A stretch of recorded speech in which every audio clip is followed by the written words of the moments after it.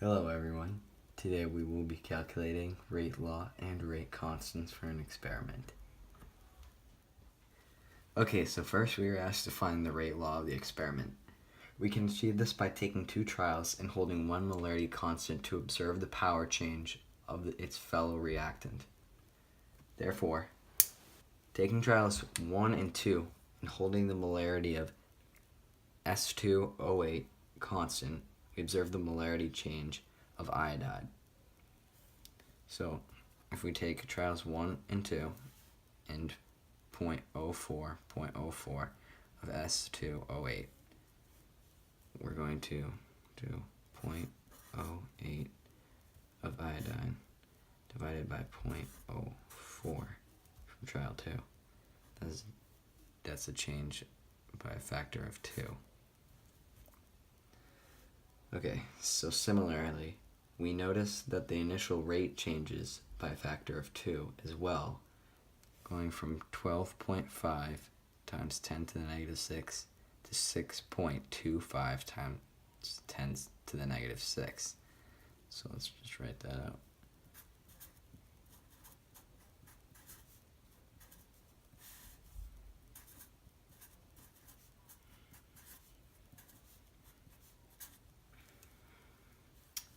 Since they both equal 2, we know that they must be held to the power of 1. So their powers are equal, thus giving iodide an order of 1. Okay, now we must repeat what we just did except hold iodide constant to observe the order of S2O8. So for this one, we're going to take trials 1 and 3 because iodide's molarity is the same. So we're going to take 0.04, and we'll just label this the iodide trial. This is the S2O8.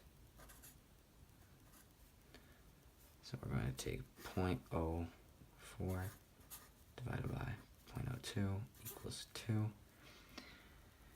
And also we are going to observe the rate change just like we did for the first one. So it is 12.5 times 10 to the negative 6 divided by 6.25 times 10 to the negative 6. Same as the first.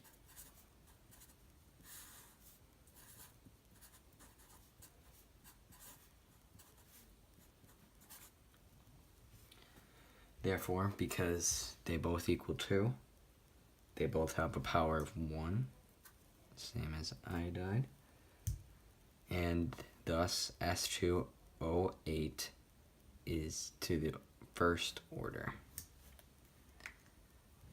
So the equation for the rate law would look like some constant equals, some constant times the molarity of iodide to the first order multiplied by the molarity of S2O8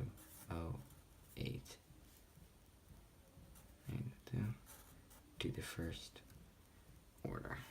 And that is your rate law. B. Calculate a value for the rate constant for each experiment and an average value for the rate constant. Okay, so lastly, we can use the equation initial rate equals rate constant times molarity of A times molarity of B. Molarity A in this case being iodide, and molarity B in this case being S2O8. Okay, so what we're going to do is plug in each trial's values that we have observed within the table. So I've already gone ahead and filled out the information of each trial, and there seems to be a most common answer of 3.91 times 10 to the negative third for each trial except for trial 5. Now you may notice that our answer of 3.91 times 10 to the negative third has units of 1 over molarity times seconds. This is because our initial rate, so over here, has units of molarity over seconds, molarity being moles per liter. So when it says moles per liter times seconds, it is just molarity over seconds. And because we have the molarity of A times the molarity of B, we're going to have a molarity squared. Write this out.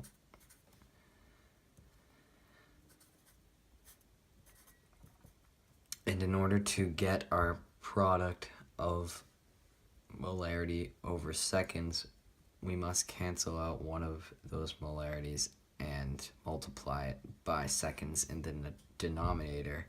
So we're going to have 1 over molarity times seconds, therefore canceling this molarity and one of these, leaving molarity over seconds. So your final answer will be 3.91 times 10 to the negative third with units of 1 over molarity times seconds. Okay, thank you for watching this video. I hope you all enjoyed it. And this has been how to determine rate law and rate constant based on experimental data. I'll see you all next time. Yeah.